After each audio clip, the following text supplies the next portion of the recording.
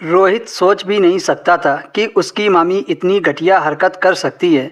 वह अपने पति के पीठ पीछे इतना सब कर रही थी। कभी कभी इंसान को अपनी आंखों पर यकीन करना मुश्किल हो जाता है। कुछ ऐसा ही लम्हा रोहित के लिए भी था।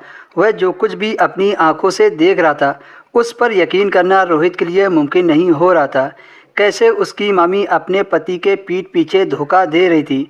रोहित खिड़की के पीछे खड़े होकर ये सब देख रहा था। अंदर का नज़ारा देखकर रोहित के पैरों तले से ज़मीन खिसक गई थी। मामी को जरा भी ज्ञान नहीं था कि रोहित उसका भांजा बेवक्त स्कूल से घर लौट आया था।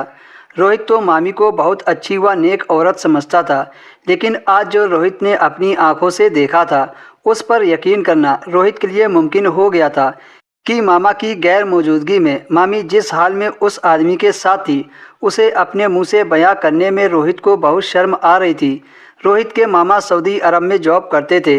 रोहित पढ़ाई के सिलसिले से अलीगढ़ आया था। जब रोहित के मामा को पता चला कि रोहित इसी शहर में हॉस्टल में रहकर पढ़ाई कर रहा है तो उसके मामा ने रोहित को अपने घर रहने के लिए बोल दिया था।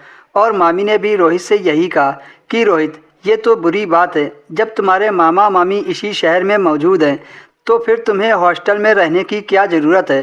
कल ही तुम हमारे घर आ जाओ। तुम्हारे मामा भी सऊदी अरब जाने वाले हैं।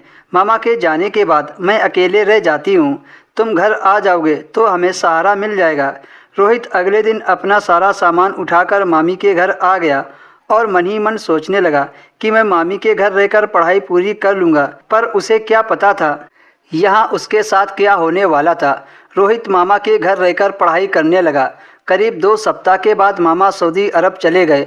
अब घर में मामा और रोहित रह गए। रोहित रोज़ सुबह नहा धोकर कॉलेज चला जाता था। शाम के 5 बजे घर वापस आता था। पर एक दिन रोहित की अचानक से तबीयत खराब हो गई थी तो वह छुट्टी लेकर वापस घर आ गया था। जैसे ही रोहित घर आया तो मेन गेट अंदर से बंद नहीं था। वह गेट को खोलकर अंदर दाखिल हो गया।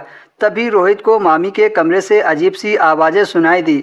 जब अंदर का नज़ारा रोहित ने देखा तो उसके पैरों तले से ज़मीन निकल गई, क्योंकि रोहित की मामी बंद कमरे में एक पराये मर्द के साथ कुर्सी पर बैठी थी।